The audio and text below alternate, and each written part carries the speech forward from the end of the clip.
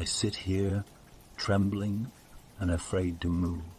My hands are sticky with sweat, and my heart races as I try to piece together what has happened over the last few hours. My eyes scan the dimly lit room, taking in every detail, knowing that I am trapped here until God knows when. How could we have been so stupid? We thought we were just exploring a harmless little chat room on the internet's underground, the deep web. We never expected that we would stumble upon pure evil itself. It started innocently enough, our group of friends chatting about random nonsense one Friday night. Mike, our resident computer geek, piped up and mentioned he'd found a hidden chat room buried within the deep web. He claimed it required special access codes and encryption keys that most users didn't even know existed. Curiosity piqued. We begged him to share the details. Mike hesitated, warning us how danger could lurk anywhere on these hidden sites. The deep web was a place full of hackers, pedophiles, killers, and other unsavory characters who wanted nothing more than to harm others.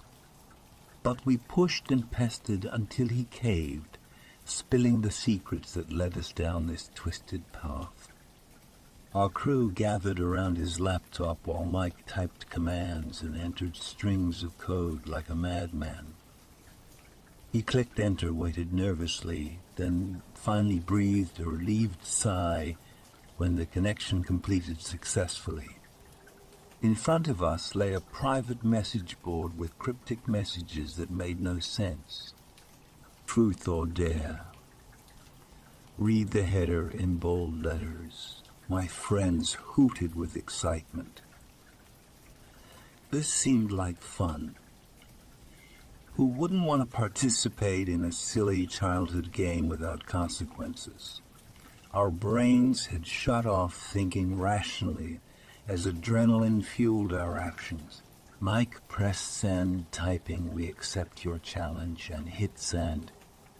Seconds ticked slower than molasses until someone replied, "Great. First question goes to our dear friend Insert username. Truth or dare?" Rachel volunteered for truth. We took turns clockwise from there.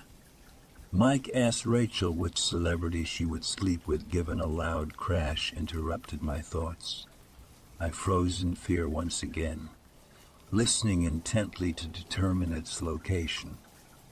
It sounded closer this time, coming from deeper inside the abandoned building. The hair on my arm stood on end as another series of bumps echoed nearby. Someone or something moved around upstairs. Panicked, I grabbed my phone and texted Mark. "Mark, you still okay? I heard noises near you." Me. "Okay, but uneasy. Where are you exactly?" "I can't see anything." He gave me directions relative to landmarks I knew, directing me towards an open window on the second floor where moonlight streamed through. There wasn't much to work with, but it would have to suffice. I pulled myself up onto the old windowsill, peering outside to locate the source of those sounds. As my eyes adjusted to the faint light, I saw silhouettes moving along the rooftops and fire escapes that connected adjacent buildings. They looked like people scurrying away from trouble rather than causing any commotion. Suddenly, a shadow appeared directly beneath my position, too large to belong to anyone human. For an instant, I caught sight of glowing red eyes peering right at me. Fear gripping me tight, I ducked below the windowsill, pressing myself flat against the wall of the cabinet in hopes of hiding. A sharp pain jolted through my left arm, followed by an agonizing cramp throughout the rest of my body. Swept by shock and confusion, I held my breath as I watched my limb begin twisting on its own accord. Something wriggled underneath my sleeve, coiling tighter and pulling my hand towards the darkness above. In desperation, I tried snatching my fingers away from whatever had hold of me, but my entire body began convulsing instead. Thrust forward with a violent motion and dragged against the side of the cabinet, I lost my balance completely, my head spinning with vertigo as my senses disappeared entirely into a void. I clutched at my skin, trying to shake off whatever had attached itself to my flesh. Frustration turned to terror as my fingernails scratched against smooth scales rather than warm human skin. The thing holding me squirmed violently back and forth, straining against the confines of my clothes. Tendrils or tentacles flailed behind it, whipping wildly and making my grip slippery. I couldn't comprehend such an unexplainable event happening. Adrenaline surging, I managed to force free my captured hand despite losing several layers of skin in the process. Heart racing, I sprang to my feet only to hear an abrupt rip as my shirt split down the middle. With ragged breaths, I witnessed my abductor escape with part of my torso still attached to it. My body trembled at the thought of whatever alien entity had taken hold of me. All sanity threatened to abandon me, leaving me paralyzed in disbelief and horror. The thing must be stopped before it vanished forever, carrying an invaluable piece of me along with it. Fueled by primal instinct alone, I bolted after the elusive creature. Through alleys, over fences, leaping barriers, and dodging obstacles without concern for the dangers lying ahead, all I could think of is reclaiming ownership over myself. The trail of destruction grew clearer with each passing moment. Debris scattered haphazardly, glass shattered everywhere in its wake. My muscles burned with exhaustion, threatening to give out beneath the weight of impending hopelessness. Yet, some indescribable determination kept driving me onwards, until I emerged from the chaos in pursuit of my quarry onto a deserted street, but noticing something strange ahead halted me in my tracks.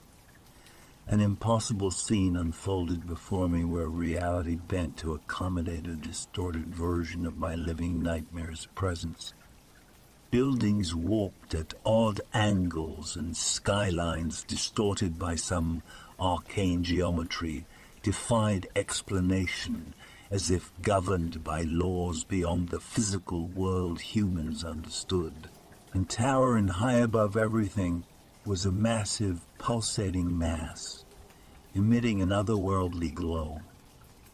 Its form shifted erratically between humanoid and tentacular, composed of countless writhing appendages intertwined together to create grotesque features beyond description.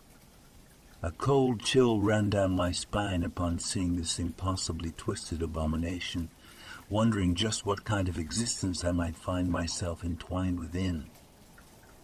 This was madness incarnate within. This was madness incarnate. Nothing good could come from venturing further into these unknown depths. But faced with the alternative meant accepting never knowing why I became enmeshed within whatever insanity ruled here. So, taking one final deep breath, I continued my search with renewed purpose, determined to confront whatever demonic forces now controlled my fate and reclaimed dominance over my life and future. I embraced the chaos, ready to fight for what little semblance of normalcy remained within this surrealistic maelstrom. For just $3 a month, you can have your name featured in my YouTube videos and descriptions. Not only will you be supporting my channel, but you'll also be immortalized in the credits of my content. If you're looking for something a bit more personalized, consider becoming a $25 a month patron. I'll voice your stories and bring them to life on my channel. Create a special drawing just for you, or even write a unique story tailored to your interests. So don't hesitate. Join my Patreon community today and help me keep the spooky stories coming. And remember, together we can save each other from the YouTube algorithm. Thank you for your support.